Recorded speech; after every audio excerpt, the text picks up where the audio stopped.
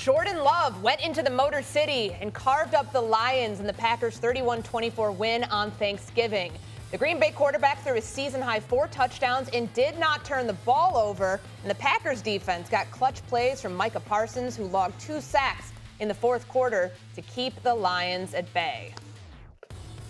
Look, we dug ourselves a little bit of a hole. That's the bottom line. We are in a little bit of a hole.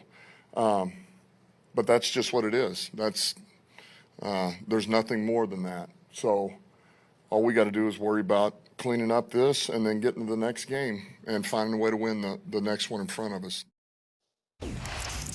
The Packers have now won 3 straight games and have a 69% chance to win the NFC North, according to ESPN Analytics. The Bears, who currently occupy the top spot in the division, will face the Eagles in Philadelphia today before playing the Packers next Sunday in Lambeau Field. Cam, coming to you first here. Are you more encouraged by the Packers' performance yesterday or discouraged by what you saw from the Lions?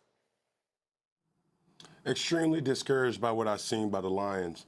And I think Dan Campbell is a person that has to start to look in the mirror with realizing what type of team that he has. I love everything about his mentality, philosophy, going forward on 4th down and things like that. But a lot of times this year, those 4th down decisions have led to opportunistic drives for other teams.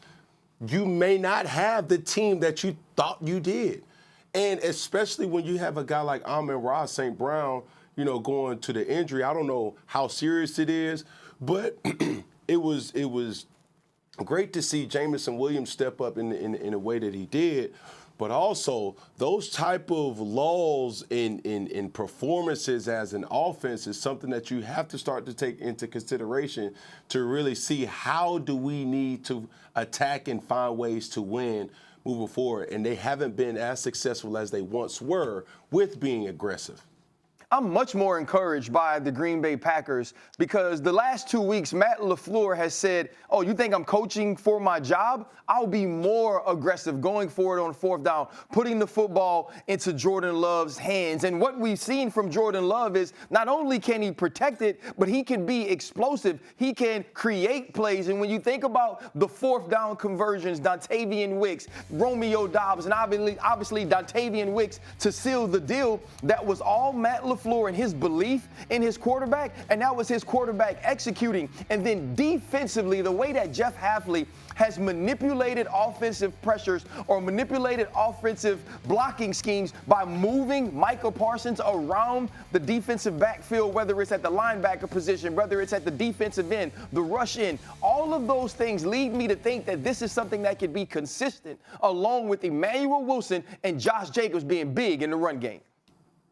Well, here's what I think. I totally agree with RC on this one. Yes, I'm discouraged by Detroit. That is true. Amon-Ra St. Brown going down with the ankle injury certainly doesn't help matters for them, no doubt about that. They could be in danger of missing the playoffs. They lose to Dallas this weekend. I mean, my goodness. I mean, the Detroit Lions could be on their way out of the playoff picture if we're really being real and honest about it. But when it comes to the Green Bay Packers, there's a lot to like about what you're seeing. Number one, the offensive line won the battle in the trenches. Yep. The defensive line took over late in the game, okay? Micah Parsons had 2.5 sacks, all right? Matt LaFleur has been more aggressive.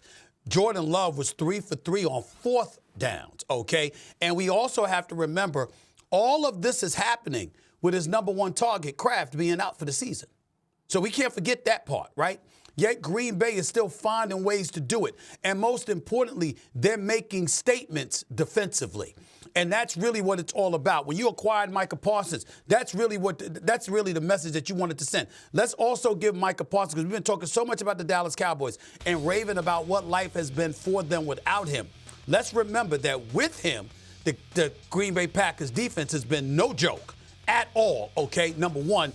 And number two, he's been terrorizing the opposition. Only Reggie White had double-digit sacks every year his first 5 years in the National Football League. Micah Parsons is the second one to do that stuff. We got to understand who the hell this dude is and what he brings to the table. And RC and Cam, let me tell you what else I'm getting excited about.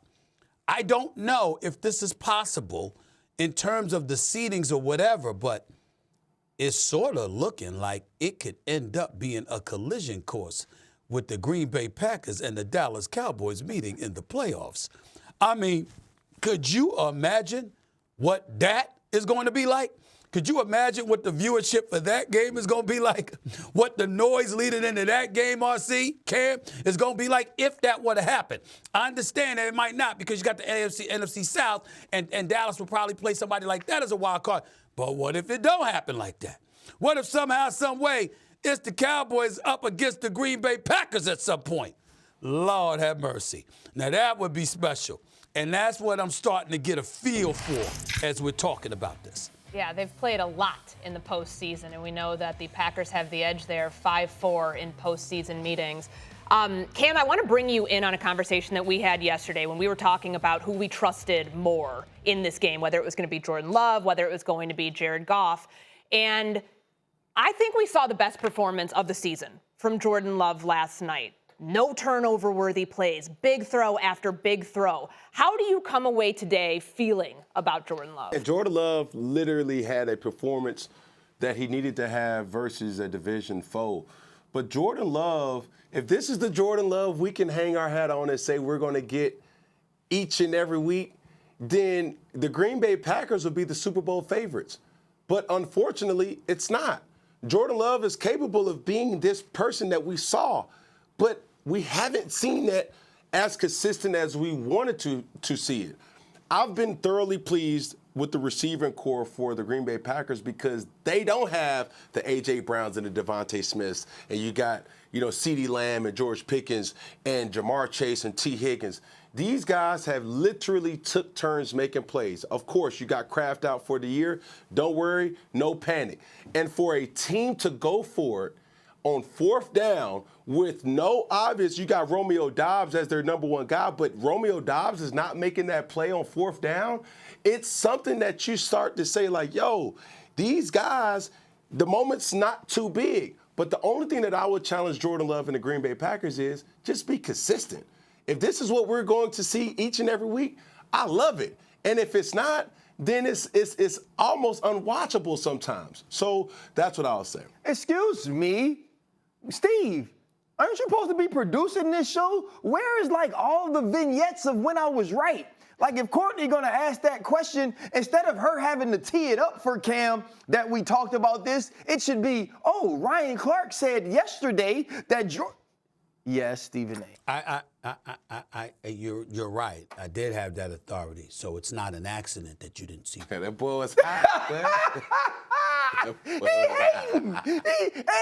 I even tweeted. I was like, hey, remember yesterday I was talking about my closest Producers, friends? you may show the video. You may show the video at 11 o'clock, so you may show it. I couldn't deal with it for the first hour, but in the second hour, we could give RC some love. You caught me. You caught me. It's on purpose. I left it out.